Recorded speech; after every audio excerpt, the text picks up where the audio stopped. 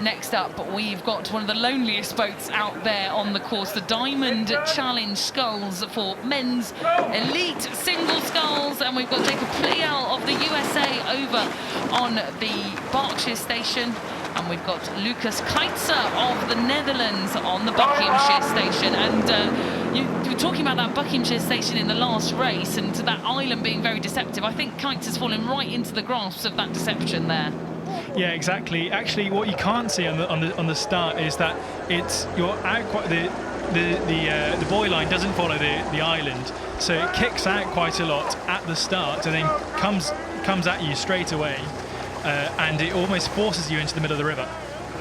Well, we're joining this race now through the centre part, and what a close race we've got here on our hands from the young gun from the Netherlands, 21 years of age, Lucas Keijzer, another winner from the Hollandia, from those Dutch kind of national championships, and an under-23 rower, was a silver medalist at the World Under-23 Championships last year, so very much on the up, on that sort of stairway up towards the senior team, which are doing particularly well in men's sculling at the moment. But somebody who is on their way to Paris, Jacob Plihal, who got one of those final Olympic qualification regatta spots. So I think he's got a bit of work to do here, Angus, and we saw similarly yesterday, he was flustered by competition from Germany in the opening round for him.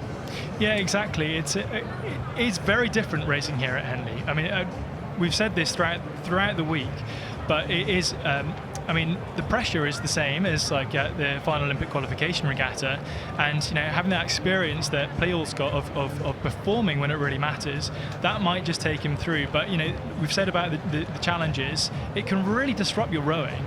And we've seen that in the past. With Mahe Drysdale in Olympic year in 2016, he lost the final of the Diamond Challenge Sculls, but then went on to win the Olympics.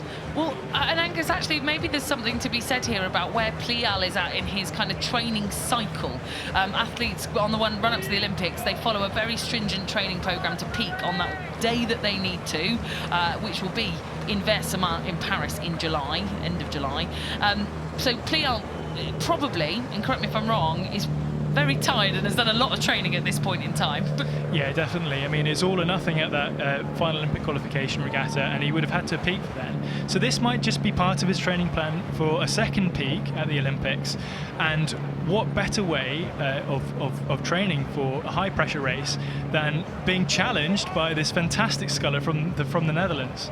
Wow, look at this from the young Lucas Keijzer, following in the footsteps of giants. The Dutch men's sculling team going to Paris, I think, is one of the few outfits that I could see being unbeaten, getting that treble in the men's single, men's double and men's quad come the summer. There's maybe a couple of people that could get in their way, but Keijzer will be part of a long lineage of Dutch scullers marching through to LA 2028, and hasn't he got some great role models to follow, Angus? Oh, he really does. The Dutch sculling team is so impressive, and they got a brilliant coach as well. I believe it's Francesco Fossi himself with international experience. But what a race we've got on now!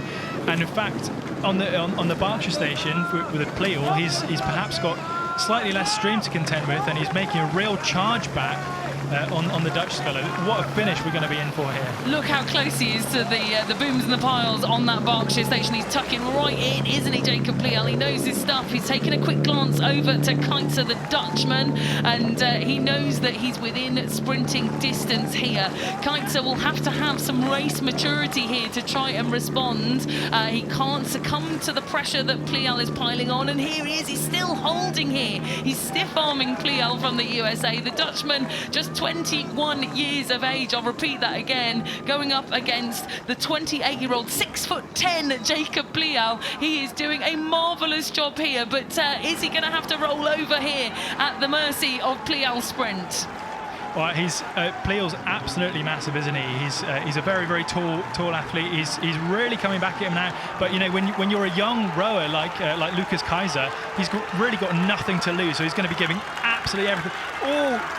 He is so close to those booms, those piles, looking to eke out every tiny bit of advantage he can. from that Berkshire station, and it is paying dividends in spades because he is half a length up now on Keijzer, who was our race leader for about 2,000 metres, but that extra 112 metres has defeated him, the Dutchman. He's been rowed to a standstill by the American, who will now take it down knowing he's got the job done, because that was some race to row him to that absolute exhaustion over the line, Angus. Well, I think in the singles it's so gladiatorial, and it's almost a mind game, and you know, I think that Dutch sculler, he obviously spent a lot of energy earlier in the race, and perhaps that, you know, when you've got someone charging back at you, that's really difficult to take mentally, and as you saw there,